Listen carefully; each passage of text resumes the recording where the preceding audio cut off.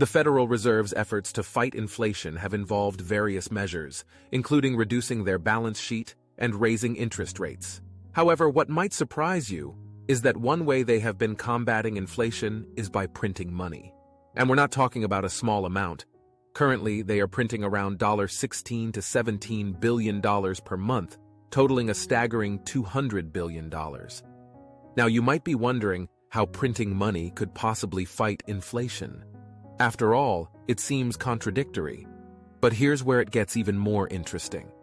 This strategy is connected to the money that the Federal Reserve used to pay directly to the U.S. government, which has now taken a dramatic turn and become significantly negative. So what's the story behind this negative remittance owed to the Treasury? And how does it relate to the Federal Reserve's endeavor to combat inflation through money printing? Let's begin with the Federal Reserve's balance sheet, a familiar starting point for most economic stories these days. At one point, the balance sheet stood at nearly $9 trillion, but it has since declined to just under $8 trillion. To understand this balance sheet, think of it as a brokerage account. Similar to your own brokerage account that holds cash, stocks, and mutual funds, the Fed's balance sheet contains mortgage-backed securities and U.S. Treasuries. Both of these assets represent debt and generate interest payments.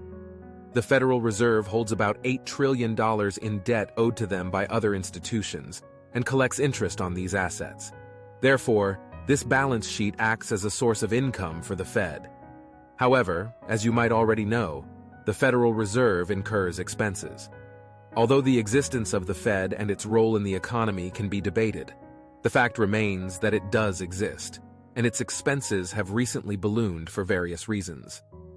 Starting from 2008, the Federal Reserve began paying interest on reserves held by banks. As of September, banks held around $3.2 trillion in reserves at the Fed. Considering that the federal funds target range is between 5.25% and 5.5%, maintaining $3.2 trillion in reserves comes at a significant cost for the Federal Reserve.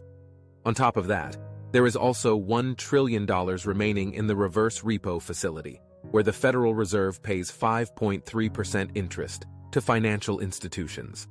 For ease of calculations, let's round down the total amount in reserves and reverse repo facility to $4 trillion.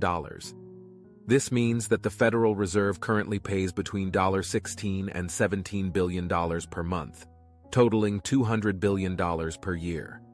Considering the substantial amount being paid out in interest to bank reserves and the reverse repo facility, it might seem reasonable to think that the Federal Reserve, with its $8 trillion balance sheet, should be able to handle this expense. However, everything changed in September 2022. Prior to September 2022, the Federal Reserve's balance sheet generated sufficient income to cover all of its expenses and even produced an excess that was returned to the government. However, this changed when they no longer had adequate funds to meet all their financial obligations. This raises the question of where the money would come from. The dark truth behind the money the Federal Reserve is paying to financial institutions to hold cash is that it is not being actively utilized in the economy. If we consider ourselves as examples, let's say we take on any type of debt for any purpose, be it mortgage, credit card, or auto loan. We would utilize that money to do something, whether it's investing in a business, hiring, purchasing assets like rental properties, or even splurging on consumer goods. Interestingly, despite printing hundreds of billions of dollars to reward banks for keeping their money idle in the private economy, this strategy still results in a net decrease in the money supply. The shrinkage is comparable to the scale seen during the Great Depression in 1930. Consequently, the scarcity of money for everyone else leads to a decline in economic activity. Paradoxically, this decline is an effort to combat the inflation that the Federal Reserve initially caused by printing money on a historically unprecedented scale.